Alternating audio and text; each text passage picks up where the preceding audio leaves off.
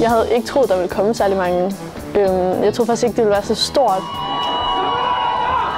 Det var sindssygt. Altså, man kommer, og man forventer, at der lige kommer et par stykker fra gymnasiet, så man havde sgu ikke forventet, at vi fik et fuld crowd, og det fik vi jo rent faktisk. Jeg ved ikke, jeg havde ikke forventet, at der ville være så mange mennesker. Nej. Eller sådan, at det var så sådan storslået på en måde. Også fordi man er vant til at komme til koncerter inde på Posten, og man var sådan lidt, ej, nu skal jeg stå op på scenen. Det plejer man ikke. Man plejer selv at tage derind for at se nogle kunstnere.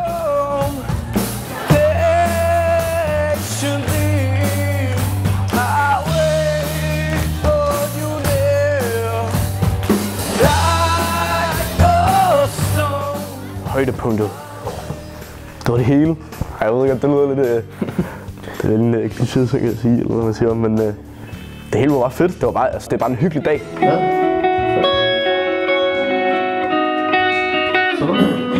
Dagen starter med, at du ligesom kommer ind, og du skal være der til det tidspunkt, nok lidt før, hvor at du skal op og have lydprøve, som ligesom er det første, der ligesom foregår. Så skulle du gerne være noget bas. De er super dygtige til det med lyden derude. Altså, man får lige en fornemmelse af, hvordan det er at stå på scenen og sådan, og høre ens egen lyd deroppe og sådan noget. Og så står der ellers også bare sandwich og nogle sodavand og sådan noget klar. Og så går man bare rundt og snakker lidt med hinanden og sådan noget, når man er færdig med lydprøve og hører de andre spille og sådan, står lidt og hæpper ned foran lidt sådan et lille publikum. Jeg snakker om, at de skal bygge i Dagens Hovedstad, så Julian råber. Min by tilbage. I et kaos, der klinger man folk i der. Bilen løs, giver hun ham glad smiley, hvor i han kan finde trøst. Asfalt under fødderne, vi er stadig på vej på gaden. Jeg kom egentlig med sådan lidt en følelse af, at de kunne gå begge veje det her. Men der var så stor opbakning, og det var bare... Altså det gik egentlig godt, synes jeg. Virkelig fedt publikum. Det var fedt, fordi at selvom man måske var lidt nervøs og tænkte, det lød ikke så godt det der, så ligegyldigt, fordi publikum var pisselig glad. Det er jo på en måde også bare fedt, at folk tør at stille sig op og spille det, de har lyst til at spille. Ja. Fordi det vigtigste er at se ud som, altså at have det fedt deroppe, fordi så har folk det nede i crowdet også fedt. Man blev taget rigtig godt imod, når man kom ned fra scenen og sådan noget, alle menneskerne, alle dem der var der. Også folk man ikke kendte, det synes jeg var super fedt. Ej, det var fucking fedt.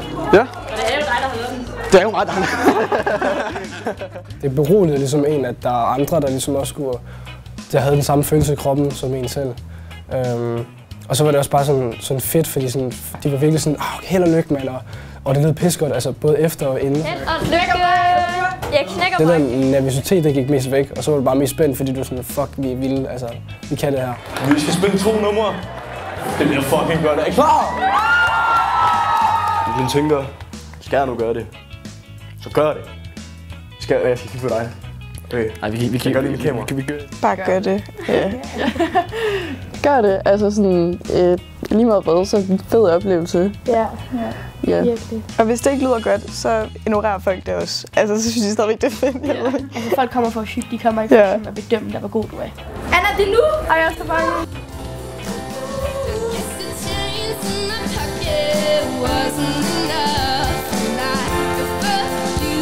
Så forestiller jeg mig sådan, når vi er 90, vi sidder på plejehjem, så er vi sådan, kan I huske dengang? Eller sådan, vi er sådan, det er også det der med, når man overskrider en grænse, og det gør vi jo alle sammen ved at stille os op på scenen, så det er noget, man husker, det er ligesom noget, vi har til fælles. Yeah. Folk er sygt søde, og der er mange andre, der også kan spille, der er virkelig nervøse. Og der er jo alle forskellige niveauer til musikmageri.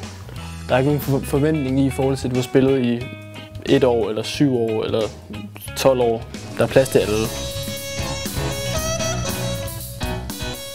Det går hurtigt, men det er pissefedt. Altså, det må jeg bare sige. Shit. Fedt. Altså, jeg må være ærlig og ryste sådan lidt stadigvæk, fordi det er stadigvæk vores første. For den mulige, vi ikke kender. Vi er klar på mere, vi er klar på næste år, vi er klar på det hele. Vi er fuldstændig på.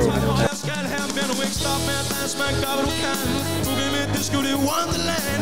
Groovy trommer og en sexy bass. Skal der rumme efter en heftig ass.